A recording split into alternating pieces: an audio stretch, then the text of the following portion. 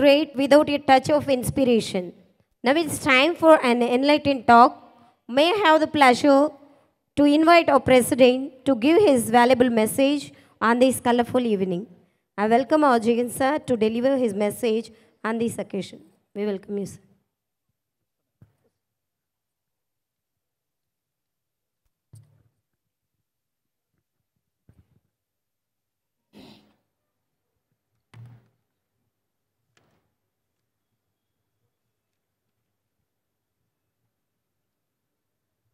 సభకు నమస్కారం.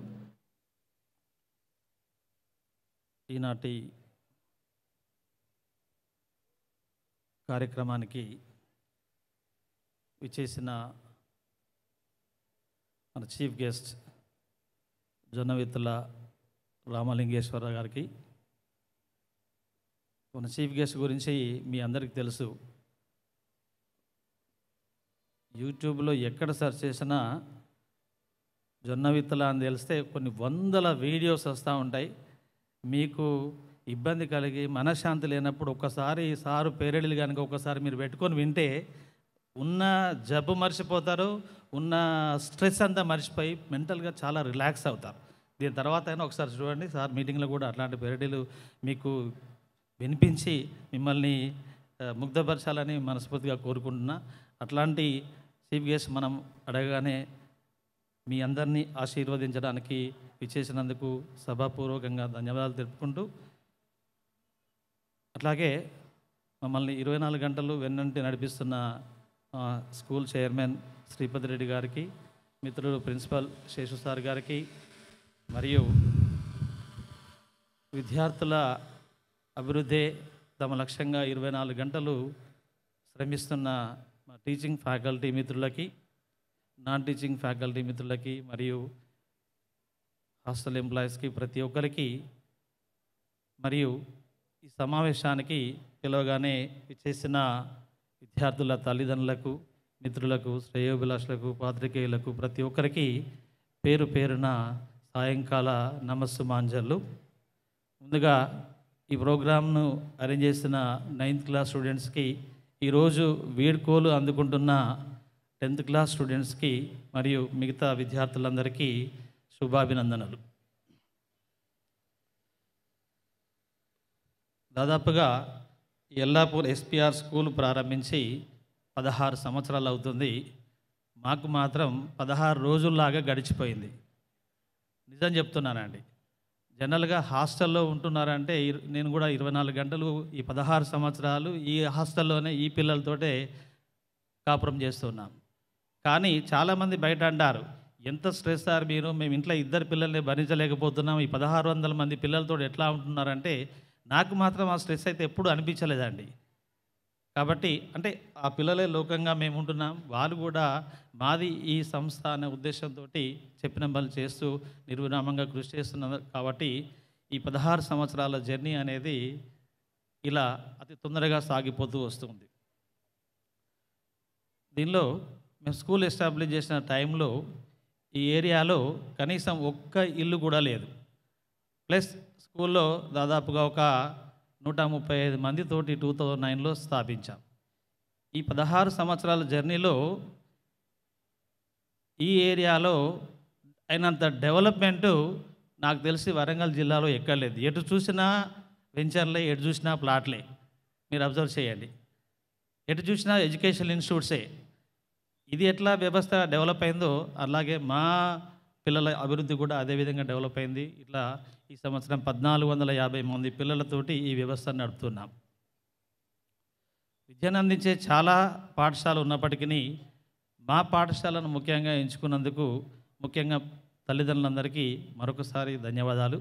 ఈ పాఠశాలలో చేస్తున్న విద్యా కార్యక్రమాలు, మిగతా విషయాలన్నీ మీ అందరికీ తెలుసు.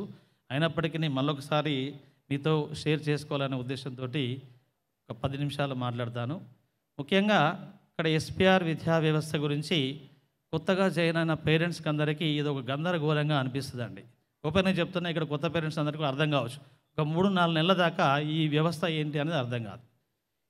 ఎందుకంటే ఒక ఫార్మల్ స్టడీలో చదివి ఈ స్కూల్లో జాయిన్ అయిన పిల్లలకి అక్కడ ఉండే వ్యవస్థ ఏంది, సిలబస్ కంప్లీట్ చేయాలి, మార్కులు రావాలి, ఎగ్జామ్ పెట్టాలి, మార్కులు ఇవ్వాలి, ప్రోగ్రెస్ కార్డ్ ఇవ్వాలి, 90% వచ్చిందా 95% వచ్చిందా చూసుకునే వ్యవస్థ. ఇక్కడికి రాగానే మేము అవన్నీ పక్కన పెట్టేసి పిల్లవాడికి అకాడమిక్ స్టాండర్డ్స్ ఏ విధంగా ఉన్నాయి, వాడు 8th క్లాస్ స్టూడెంట్ అయితే 8th క్లాస్ స్టాండర్డ్స్ ఆ పిల్లవాళ్ళు ఉన్నాయా లేవా చెక్ చేసి రియల్గా వాడి మానసిక సామర్థ్యం ప్రకారంగా వాడు 3rd క్లాస్ రేంజ్లో ఉన్నాడా 4th క్లాస్ రేంజ్ జడ్జి చేసి అక్కడి నుండి కోచింగ్ ఇవ్వడం స్టార్ట్ అవుతూ ఉంది. జనరల్గా ఈ బేసిక్స్ కనుక లేనట్టయితే పిల్లవాడు లేకుండా కనుక రెగ్యులర్ సిలబస్ చెప్పుకుంటూ వెళ్ళినట్టయితే పిల్లవాడికి క్లాస్ చెప్పినప్పుడు చాలా అర్థమైతే తర్వాత మర్చిపోవడము, మెంటల్ ప్రెషర్లోకి రావడం అనేది జరుగుతూ ఉంటుంది. కాబట్టి ఈ బేసిక్స్ అందిస్తూ పిల్లల్ని ముందుకు తీసుకుపోవడం వల్ల పిల్లవాళ్ళలో ఎనలేని ఎనర్జీ లెవెల్స్ పెరుగుతూ ఉంటాయి. ఎటువంటి విషయానైనా సునాయాసంగా అర్థం చేసుకునే కెపాసిటీ పిల్లవాడికి డెవలప్ అవుతుంది. ఈ క్రమంలో 8th క్లాస్ పిల్లవాడికి 3rd నుండి చెప్తూ ఉన్నాం కాబట్టి టైం సరిపోకపోవచ్చు, అవసరం ఉంటే సిలబస్ కంప్లీట్ కాకపోవచ్చు, కొంతమంది ముందే కంప్లీట్ కావచ్చు. కాబట్టి ఈ సిలబస్ అనే క్రైటీరియాను పక్కన పెట్టి పిల్లవాడి యొక్క డెవలప్మెంట్ కోసము మనం ఏం చేయాలి, ఏం చేస్తే పిల్లవాడు ప్రెషర్ లేకుండా అనుకున్న లక్ష్యాన్ని రీచ్ అవుతాడనే ఒకే ఒక ఉద్దేశంతో ప్రోగ్రామ్ డిజైన్ చేస్తూ ఈ స్కూల్ను రన్ చేయడం జరుగుతుంది. దానిలో భాగంగానే పిల్లవాళ్ళకి అద్భుతమైన రిజల్ట్స్ రావడం, తర్వాత చాలా విషయాల్లో ముందుండడం అనేది జరుగుతూ ఉన్నది. దీనిలో ఇదంతా స్కూల్లో చదువు అనేది ఒక 40% మాత్రమే నాకు తెలిసి. కానీ అన్ని స్కూళ్ళల్లో ఇది ఒకటే రిజల్ట్ వస్తే చాలా 100% అయిపోయింది అనుకుంటారు. కానీ ఒక 40% మాత్రమే స్కూల్లో చదువు. మిగతాది ఏంటంటే మిగతా ఒక 40% పిల్లవాడి లోపల విలువలు పెంపొందించడం, సంస్కృతి సాంప్రదాయాలను పెంపొందించడం అనేది మెయిన్ టాస్క్. దానికోసం స్కూల్లో ప్రతిరోజు కంపల్సరిగా యోగా కార్యక్రమాలు, మెడిటేషన్ చేయడం, కంపల్సరిగా గేమ్స్ ఆడించడం, ఇవన్నీ చేయడం వల్ల పిల్లవాళ్ళకి స్ట్రెస్ లేకుండా ఏ రోజు వర్క్ ఆ రోజు చేసుకునే విధంగా పిల్లవాడు మెంటల్గా తయారవడం జరుగుతూ ఉంది. దాంతోపాటుగా కంపల్సరిగా గేమ్స్ కండక్ట్ చేయడం వల్ల పిల్లవాడికి మెంటల్గా ఫ్రీగా ఉండడం, ఫిజికల్ ఫిట్నెస్ ఉండడం, చెప్పిన దాన్ని ఈజీగా అర్థం చేసుకునే స్టేజ్లోకి వెళ్ళిపోవడం అనేది జరుగుతూ ఉంది. దీంతో పాటుగా రకరకాలైన యాక్టివిటీస్ స్కూల్లో నేర్పించడం జరుగుతుంది. అంటే సైన్స్ డే కావచ్చు, మ్యాథ్స్ డే కావచ్చు, 5th సెప్టెంబరు, ఇట్లాంటి కార్యక్రమాలన్నిటినీ చాలా గ్రాండ్గా నిర్వహించి వాటి యొక్క ఇంపార్టెన్స్ని పిల్లలకు తెలిపించడం, అట్లాగే ప్రతి ఫెస్టివల్ని కూడా స్కూల్లో కండక్ట్ చేస్తూ మన సంస్కృతి సాంప్రదాయాలను పెంపొందించే విధంగా ప్రయత్నం చేయడం, దాని యొక్క ఇంపార్టెన్స్ను అర్థం చేసుకునే విధంగా పిల్లవాడికి యాక్టివిటీస్ చేయడం అనేది జరుగుతూ ఉన్నాయి. ఈ స్కూల్లో జరపని ఫెస్టివల్ అంటూ లేదు. వినాయక చవితి వస్తుందంటే వినాయక చవితి చేస్తాం, 9 రోజులు ప్రోగ్రామ్ చేస్తాం, చండీ హోమాలు చేస్తాం, అన్ని రకాల యాక్టివిటీస్ చేస్తాం, దివాళీ సెలబ్రేషన్ చేస్తాం, సంక్రాంతి సెలబ్రేషన్, ప్రతిదీ కృష్ణాష్టమి సెలబ్రేషన్ చేస్తాం. చెయ్యని సెలబ్రేషన్ అంటూ లేదు. దాన్ని చేయడంతో పాటుగా దాని ఇంపార్టెన్స్ తెలుపుతూ దాని వల్ల నేర్చుకోవాల్సిన విషయాలు ఏంటి అనేది పిల్లవాడికి అర్థం చేస్తాం. అదేవిధంగా వీటితో పాటుగా పిల్లల్లో విలువలు పెంపొందించడానికి మంచి స్పీకర్స్ని స్కూల్కి రప్పించడం అనేది జరుగుతూ ఉంది. అందులో భాగంగానే మన జొన్నవితుల రామలింగేశ్వర గారిని పిలిపించడానికి ఇంతకుముందు ఈ పాఠశాలకి ఆల్రెడీ గరికపాటి గారు రావడం జరిగింది, చంద్రబోస్ గారు రావడం జరిగింది, సుద్దాల అశోక్ తేజ కావచ్చు, ఆకేల రాఘవేంద్ర కావచ్చు, వేణుభగవాన్ కావచ్చు, ద్వారిద్యం సత్యవాణి కావచ్చు, ఇట్లాంటి పెద్ద అద్రత మహారథులందరినీ మనం ఈ స్కూల్కు రప్పించి మిమ్మల్ని మీ లక్ష్యాన్ని నెరవేర్చుకోవడంలో ముందుండే విధంగా వారితోటి మీకు ప్రేరణ ప్రోగ్రామ్స్ ఇప్పించడం జరుగుతుంది. దానిలో భాగంగానే స్కూల్లో ఈసీజీ కార్యక్రమాలు, ఎథికల్ కెరీర్ గైడెన్స్ పిల్లల్ని డెవలప్ చేయడం కోసం అనేది మంచి కార్యక్రమాన్ని నిర్వహిస్తున్నాం. దీని ద్వారా పిల్లల్లో అత్యద్భుతమైన విలువలు పెంపొందించడం అనేది జరుగుతూ ఉంది. దానిలో ఒక పార్ట్ మన మార్నింగ్ 2 o'clock నుంచి 5 o'clock దాకా 10th క్లాస్ పేరెంట్స్కి వాళ్ళ పిల్లలతో పాదపూజ నిర్వహించాం. ఆ పేరెంట్స్ పొందిన అనుభూతి, పిల్లలు పొందిన అనుభూతి ఎన్ని లక్షలు ఖర్చు పెట్టినా రాదు. దాన్ని కనుక అట్లాగే కంటిన్యూ కనుక చేసినట్టయితే ప్రతి పేరెంట్ వారు అనుకున్న పిల్లవాడి దృష్టి ఏం కావాలనుకున్నాడో అది కంపల్సరీ అవ్వడానికి అవకాశం అయితే ఉంటుంది. దాన్ని మేము బీజం వేసాం, దాన్ని కంటిన్యూ చేసుకోవాల్సిన బాధ్యత మిగతా మీ పేరెంట్స్ మీద ఉంది. దాంతో పాటుగా పిల్లలకు సమాజానికి ఏదో ఒకటి ఇవ్వాలి, తీసుకోవడం కాకుండా ఇవ్వడం అనే అనుభూతిని పెంపొందించే ప్రయత్నాలు చేస్తూ ఉన్నాం. దానిలో భాగంగా మొన్న రీసెంట్గా పిల్లలకి 9th క్లాస్ 10th క్లాస్ పిల్లలు వాళ్ళ పాకెట్ మనీని స్పెండ్ చేసి ₹1,00,000 అమౌంట్ని కలెక్ట్ చేసి ఒక 10 ఆర్పన్ సెంటర్లు తిరిగి దానిలో ఒక 2 సెలెక్ట్ చేసుకున్నారు. దానిలో ఒక వృద్ధాశ్రమాన్ని సెలెక్ట్ చేసుకొని వారికి ఒక ₹50,000 సరుకులు, తర్వాత వాళ్ళకి కావాల్సిన నిత్యావసర వస్తువులు ఇవ్వడం జరిగింది. మెంటల్లీ ఛాలెంజ్డ్ స్టూడెంట్స్తో వాళ్ళకి సెలెక్ట్ చేసుకుని వాళ్ళ దగ్గరికి వెళ్ళడం, అయితే వెళ్ళి ఇచ్చి రావడం కాకుండా వాళ్ళతోటి ఉండి ఒక పూట స్పెండ్ చేసి వాళ్ళు పడుతున్న ఇబ్బందులు కావచ్చు, వాళ్ళు ఏ విధమైన పరిస్థితిలో ఉన్నారు అనేది తెలుసుకొని వారి హృదయం నిజంగా కదిలిపోయి ఇట్లాంటి పరిస్థితులు జీవితంలో ఎవరికి రావద్దు సార్, అట్లాంటి ఈ మంచి మంచి కార్యక్రమాలని మమ్మల్ని పెంపొందిస్తున్నందుకు ధన్యవాదాలు చెప్పడం జరిగింది. అంటే ఆ చిన్నారి హృదయాల్లో ఇప్పటి నుంచే అటువంటి బీజాలు వేయడం అనేది ఈ సొసైటీకి అవసరం. అట్లాంటి విలువలను పెంపొందించే కార్యక్రమాలు చేస్తున్నా. ఇదంతా ఒక 40% చదువు, ఒక 40% ఇది. దీంతో పాటుగా ఒక 20% అనేది ఇంతకుముందు ధర్మ సార్ చెప్పారు, పిల్లవాడికి కావాల్సిన హెల్త్ బాగలేకపోతే ఎన్ని చేసినా కానీ, ఎంత చదువు వచ్చినా కదలకుండా కూర్చుని ఎగ్జామ్ రాసే శక్తి లేనప్పుడు ఎంత చదువు వచ్చినా వేస్తే, దాని గురించి పిల్లవాడికి ఒక ఫిక్స్డ్ టైం టేబుల్ తోటి ప్రెషర్ లేకుండా విద్యా విధానాన్ని టైం టేబుల్ని ఇంప్లిమెంట్ చేస్తూ మంచి డైట్ని అందిస్తూ, మంచి శాకాహారమైన డైట్ని అందిస్తూ, ప్రతి పేరెంట్కి తెలుసు ఈ స్కూల్లో నాన్ వెజ్ అనేది పెట్టమని అడ్మిషన్కి వచ్చేటప్పుడే ప్రతి పేరెంట్ చెప్తాను నేను, ఈ స్కూల్లో నాన్ వెజ్ ఉండదు అని క్లియర్గా చెప్తాం. అట్లా చెప్తూ పిల్లవాడికి శాకాహారము, మంచి ప్రోటీన్ ఫుడ్ పెడుతూ వారి యొక్క హెల్త్ పరంగా కూడా 100% కాన్సన్ట్రేషన్ అనేది చేస్తూ ఉన్నాం. ఇంత కార్యక్రమం చేస్తూ వాళ్ళకి కూడా ఒక టైం టేబుల్ ప్రకారంగా, అంటే జనరల్గా పిల్లలందరూ లేటుగా పడుకోవడం, లేటుగా లేవడం అనే ఆనవాయితీ ఎక్కడైనా ఉంటుంది మీ ఇళ్ళలోకి వస్తే. కానీ ఇక్కడ ముందుగా లేస్తారు, ముందుగా పడుకుంటారు. పిల్లలందరూ ఇంతకుముందు ఋషుల కాలంలో వాళ్ళందరూ బ్రహ్మముహూర్తంలో లేసేదట. 3:30 నుంచి 4:30 మధ్యలో లేచి వారి దినచర్య ప్రారంభించేది. అదే ఇంప్లిమెంటేషన్ ఈ 1450 మంది పిల్లలు అదే బ్రహ్మముహూర్తంలో ఈ స్కూల్లో 16 సంవత్సరాలను లేస్తున్నారు, వారి యొక్క యాక్టివిటీస్ చేస్తున్నారు.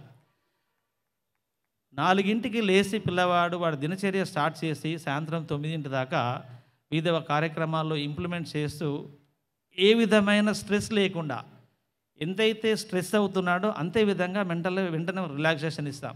లంచ్ తర్వాత ఒక 45 మినిట్స్ వాడికి స్లీపింగ్ అవర్ ఇస్తాం, వాడిని పడుకోబెడతాం, రిలాక్స్ అయ్యేటట్టు చేస్తాం. అట్లా వెంటనే స్పీడ్ చేయడం, వాడిని ఫోర్స్ చేయడం, మళ్ళీ ఆ లెవెల్ తగ్గించడం, ఇట్లా చేస్తూ ప్రాక్టికల్గా పిల్లల్లో ఎటువంటి ఒత్తిడి లేకుండా ఈ విద్యా విధానాన్ని చేస్తారు. ఇది ఒక 20% నా దృష్టిలో. అంటే ఓవరాల్గా ఒక 100% పిల్లవాడు కావాలి అంటే ఫస్ట్ 40% ఎడ్యుకేషన్, మిగతా 40% వాల్యూస్, మిగతా 20% హెల్త్ అండ్ ఎడ్యుకేషన్, ఇట్లా అన్ని ఏరియాస్లో పిల్లవాడిని తయారు చేయడం వల్ల పిల్లవాడు ఒక మంచి ఉత్తమమైన విద్యార్థిగా తయారవుతున్నాడు. ఇవన్నీ ప్రాక్టికల్గా మేము చూస్తున్నాం. దీంతో పాటుగా మా సరస్వతి అమ్మవారి దయ కావచ్చు, వివేకానంద స్ఫూర్తి కావచ్చు, మా గోమాత ఆశీర్వాదం కావచ్చు, ఇవన్నిటిని దృష్టిలో పెట్టుకొని పిల్లవాళ్ళందరూ ఒక మంచి వ్యక్తులుగా తయారవుతున్నారు, అనుకున్న ఫలితాలన్నీ సాధిస్తున్నారు. దీనికి నిదర్శనమే ఇప్పటివరకు ఈ 10 సంవత్సరాల స్పాన్లో దాదాపుగా ఒక నియర్ టు 100 to 150 పిల్లలు ఐఐటీ సాధించడం జరిగింది. ఎన్ఐటీస్ అయితే ఒక 200-300 మంది ఉంటారండి. ఒక 100+ మెడిసిన్ స్టూడెంట్స్ సాధించడం జరిగింది. ఒక 40 to 50 మంది సిఏ సాధించడం జరిగింది. ఎక్కడ కూడా ఈ స్కూల్ పేరులో మేము ఐఐటీ కోచింగ్ ఇస్తామని చెప్పిన రోజంటూ లేదు. స్కూల్ పేరే అది. చాలా స్కూల్స్ ఐఐటీ అని ఆ పేర్లు పెట్టుకొని ఏం చేస్తారో నాకు తెలియదు, కానీ మేము మాత్రము పిల్లవాడి యొక్క అకాడమిక్ స్టాండర్డ్ ప్రకారంగా చెక్ చేసి వాడికి ఆ శక్తి ఉంటేనే ఆ లెవెల్లోకి తీసుకెళ్ళడం, లేదా వాడిని ఆ మోటివేట్ చేసి ఆ రేంజ్కి తయారైన తర్వాత తీసుకెళ్ళడం అని తెలుస్తుంది. నేను స్కూల్ పెట్టిన 2 years వరకు నాకు ఐఐటీ ఫౌండేషన్ అంటే తెలియదండి, నిజంగా ఓపెన్గా ఒప్పుకుంటున్నా.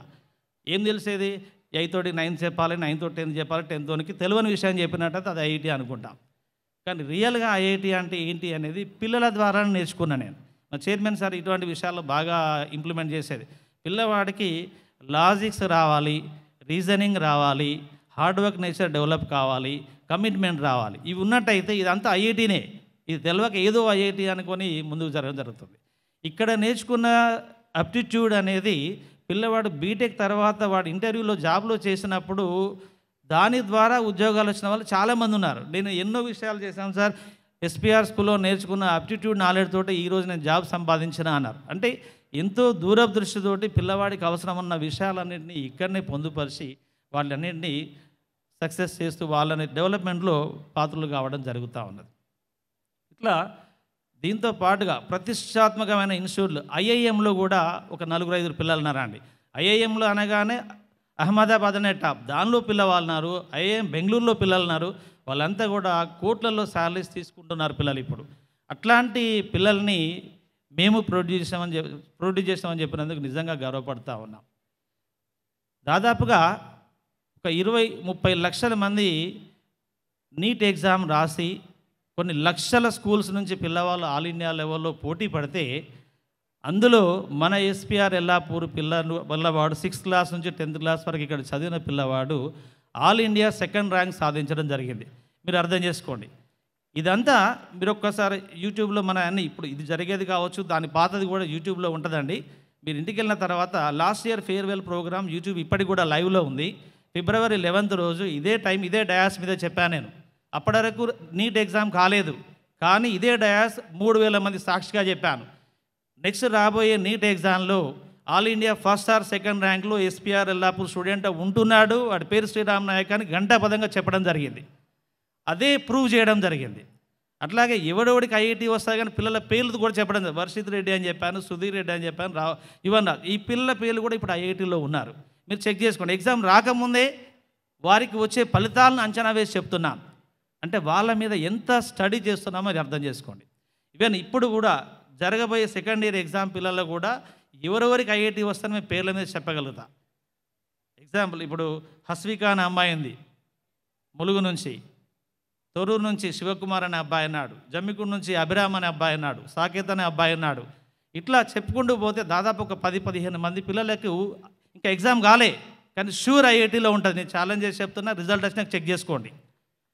అంటే ఇంత అద్భుతంగా మనం వర్క్ చేయడం వల్ల పిల్లల్లో జరిగే డెవలప్మెంట్ ఏ విధంగా ఉన్నది ప్రత్యక్షంగా అనుభవిస్తున్నాం.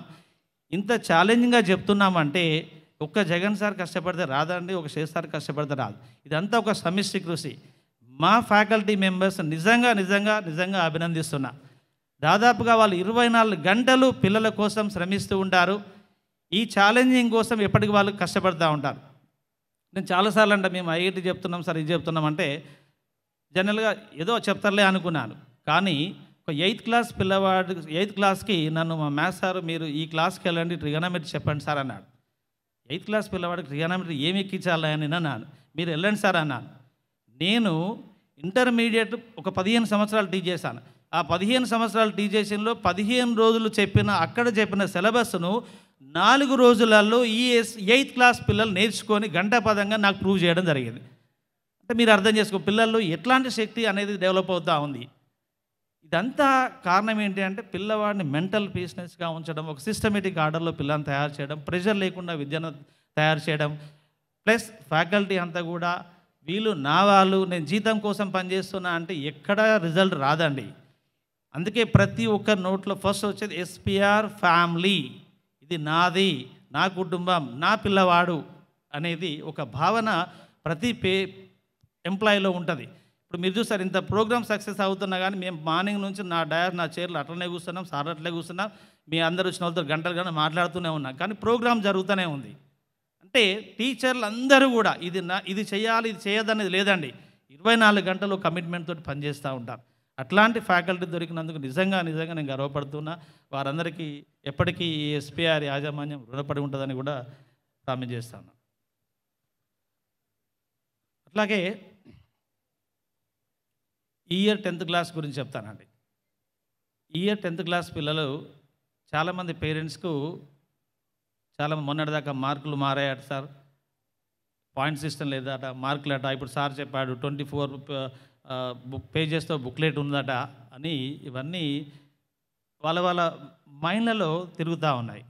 కానీ నేను ఒక్కటే చెప్పదలుచుకున్నా సార్, మీరు ప్రశాంతంగా ఉండండి.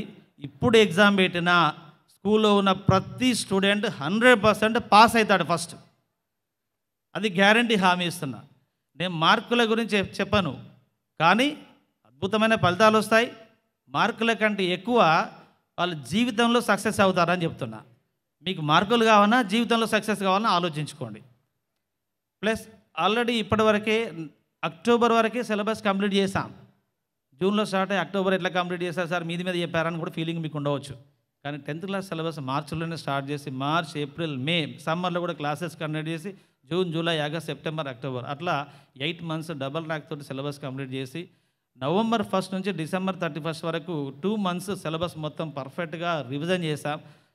దానిలో పిల్లలు లెవెల్ వైజ్గా గ్రేడింగ్ చేసాం. ఈ టాప్ పిల్లలకి ఇప్పటికి దాదాపుగా 120 ఎగ్జామ్స్ పెట్టామండి 2 months లోపల. వీకర్ పిల్లలకు కూడా అదేవిధంగా స్ట్రెస్ చేస్తూ ప్రతి పిల్లవాడి వాళ్ళ లెవెల్ నుంచి కొంచెం ఇంక్రీజ్ అయ్యే విధంగా ప్రెషర్ లేకుండా కూల్గా ఎగ్జామ్స్ కండక్ట్ చేస్తూ ఉన్నాం. జనవరిలో ఆల్రెడీ ఫస్ట్ ప్రీఫైనల్ ఎగ్జామ్ రాస్తారు, ఇప్పుడు పెట్టిన బోర్డ్ ఎగ్జామ్ రాస్తారు.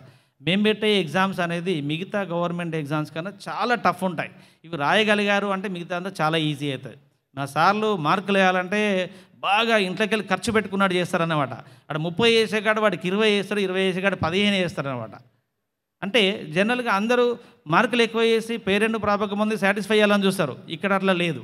పిల్లవాడికి ఓవర్ కాన్ఫిడెన్స్ ఉండద్దు, ఇంకా చదవాల్సింది ఏ మూలలో ఉంది, ఇది చదవాలి అన్న కాన్సెప్ట్ తోటి ఇంకా కొంచెం తక్కువ మార్కులు వేస్తే వాళ్ళు ఇంకా చదవాల్సిన విధంగా పిల్లల్ని మోటివేట్ చేస్తున్నారు.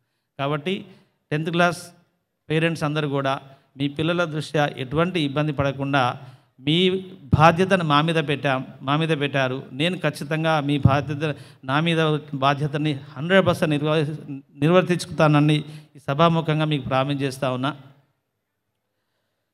ఇది ఎందుకు చెప్తున్నానంటే ఎక్కడ స్టాఫ్ మీటింగ్ జరిగినా సార్లందరికీ ఒకటి చెప్తాను. నేను ఇంతకుముందు మీటింగ్లో కూడా చెప్పాను. ఒక పేరెంట్ 1 లక్ష రూపాయలు కడుతున్నాడంటే నెలకు 10,000 రూపాయలు ఇన్వెస్ట్మెంట్ చేస్తున్నాడు. అట్లా 5 సంవత్సరాల సంది మన దగ్గర చదువుతున్నారు. ప్లస్ ఒక పేరెంట్కి ఒకరు ఇద్దరు పిల్లలు ఉంటే ఇద్దరిని ఇక్కడ చదివిస్తున్నారు, ఒక్కరిని ఇక్కడ చదివిస్తున్నాడు. అంటే ఎన్ని ఆశలతోటి ఆ పేరెంట్ మన దగ్గర చదివిస్తున్నాడు చూడండి. నేను ఫస్ట్ నాడే జీతం ఇస్తున్నా అంటే ఆ జీతం నా జోబులోకి వెళ్ళి ఇచ్చేది కాదు. ఆ పేరెంట్స్ కష్టపడి తీసుకొచ్చిన పైసలు మన దగ్గర కడితే మీకు ఫస్ట్ నాడు జీతం అందుతుంది. ఆ జీతంతో మీరు ఇంటికి వెళ్ళినా, సినిమా పోయినా, ఎటు పోయినా, భోజనం చేస్తున్నప్పుడు కూడా ఇదంతా గుర్తు రావాలి. పేరెంట్ చాలామంది వివిధ రకాల కష్టపడి కూడా పైసలు కడతా ఉన్నారు. నేను చాలా ఎగ్జాంపుల్ చూశాను. ఇవన్నీ కూడా స్టాఫ్ మీటింగ్లో ఫస్ట్ డిస్కస్ చేస్తాను. ఈ పిల్లవాడికి చదువు రావట్లేదు సార్, నీ పిల్లవాడైతే ఏం చేస్తావు గదే చేయంట నేను.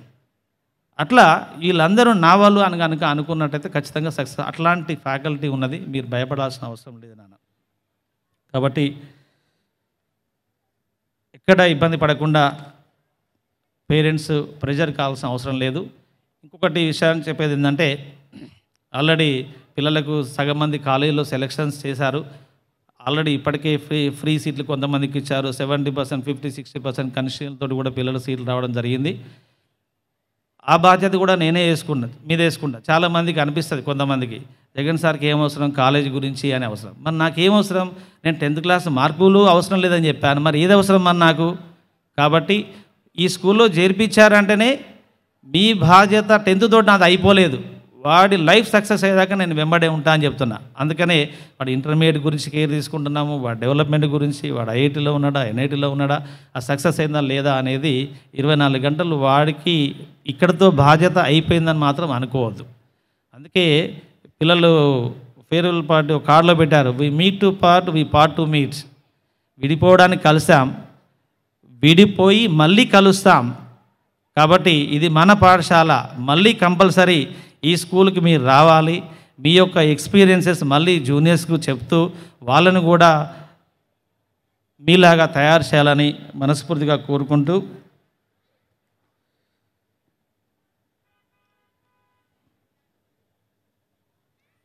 ఇంకా మీలో ఏమైనా ఇబ్బందులు అనిపించినా, మీ పిల్లల పరంగా మీకు ఇబ్బంది అనిపించినా నేను ఎప్పటికీ 24 గంటలు అందుబాటులో ఉంటాను.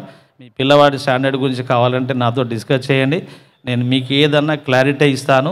కానీ పిల్లవాడికి మోయలేని బరువు దయచేసి వాడి మీద రుద్దకండి.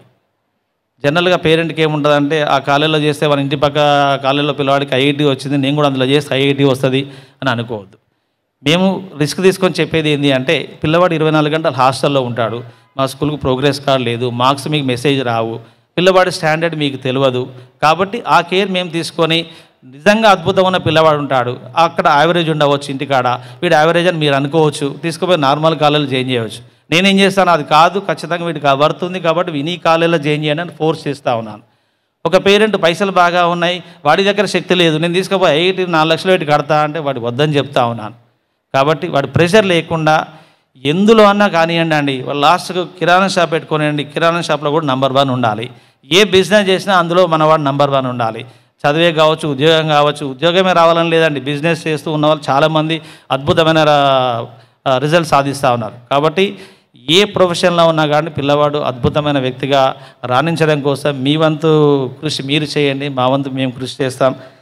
ఇట్లాంటి అవకాశాన్ని, మీకు సేవ చేసే అవకాశాన్ని మాకు కల్పించినందుకు నిజంగా మీ అందరికీ ధన్యవాదాలు తెలుపుతూ, ఇట్లాంటి ప్రోత్సాహం మాకు ఎప్పటికీ మీ నుంచి లభించాలని మనస్ఫూర్తిగా కోరుకుంటున్నాను. జనరల్గా స్కూల్ రన్ చేసే టైంలో చిన్న చిన్న ఇబ్బందులు అనేవి జరుగుతూ ఉంటాయి. ఇప్పుడు 14 నేనేం దేవుని కాదు, 1450 మందిని సాటిస్ఫై చేయడానికి, అందులో 50 మంది సాటిస్ఫై కాకపోవచ్చు, 50 మంది పేరెంట్స్ సాటిస్ఫై కాకపోవచ్చు, నేను కొప్పడవచ్చు, తిట్టవచ్చు, మెచ్చుకోవచ్చు, రకరకాల ప్రదర్శించవచ్చు. ఏదైనప్పటికీ అదంతా మీ పిల్లవాడి వెల్విషర్ కోసమే అనుకోవాలి తప్ప దాన్ని మనసులో పెట్టుకొని అనుకోకుండా ఇది తండ్రి కొడుకును మందలిస్తున్నాడు అనుకోండి, ఆ విధంగా అనుకొని మమ్మల్ని మనస్ఫూర్తిగా దీవించాలని ఇట్లాంటి అవకాశం మాకు ఎప్పటికీ కల్పిస్తూ మీరు మా అభివృద్ధిలో పాటుపడండి, మేము మీ అభివృద్ధిలో ముందుంటామని చెప్తూ ఈ అవకాశాన్ని నాకు ఇచ్చిన మీ అందరికీ ధన్యవాదాలు తెలుపుతూ ముగిస్తున్నాను. Thank you very much.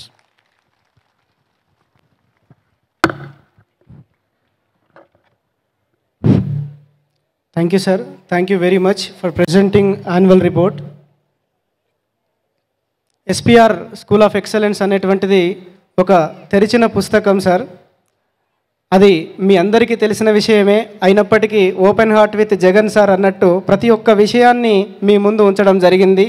అదేవిధంగా ఒక గురువుగా, వాస్తవానికి ఒక డైరెక్టర్గా కాక మొదటగా ఒక ఉపాధ్యాయుడిగా తన జీవితాన్ని ప్రారంభించి సమసమాజ స్థాపన కోసం స్వచ్ఛందంగా ఉపాధ్యాయ వృత్తికి విరమణ ఇచ్చేసి, స్వచ్ఛంద పదవి విరమణ ఇచ్చేసి మన పాఠశాలను స్థాపించడం జరిగింది.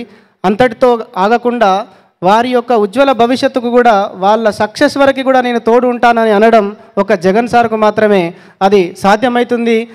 ఎందుకంటే నేను సార్ గురించి ఎక్కువ చెప్పాల్సిన అవసరం లేదు, జగమెరిగిన బ్రాహ్మణుడికి జంజం ఎందుకు అన్నట్టు సార్ గురించి మీ అందరికీ తెలిసిన విషయమే. Thank you sir, thank you very much for presenting annual report. After this I'm going to invite one of the teacher from the SPR school of excellence. ఈయన తెలుగు పంతులు మాత్రమే కాదు, తెలుగు పండితుడు కూడా. మన ఈనాటి ముఖ్య అతిథి గొప్ప సాహితీవేత్త, పాటలు రాసేటువంటి ఓ గొప్ప మహానుభావుడు. అలాంటి పాటల ప్రసిద్ధన్న, పేరడీల పెద్దన్న మన జొన్నవిత్తుల రామలింగేశ్వరరావు ముందు ఒక పేరడి పాట పాడాలని, అది కూడా ఇంతటి బాధలోనూ విద్యార్థులు వెళ్ళిపోతున్నారని ఒక పేరడి పాటను రాయడం జరిగింది సార్ మా తెలుగు ఆచార్యులు. మన అడవిలో అన్న సినిమా లోపల ఉన్న వందనాలమ్మా అమ్మా వందనాలమ్మా వందనాలమ్మా నీకు వందనాలమ్మా అనే పాటను పేరడి రూపం లోపల మన ముందుకు ప్రదర్శించడానికి వస్తున్నాడు మన ఆత్మీయ తెలుగు ఆచార్యులు శ్రీ వెంకటరెడ్డి సార్ గారు. మీ అందరి కరతాళ ధ్వనుల మధ్య వేదిక మీదకి ఆహ్వానిద్దాం.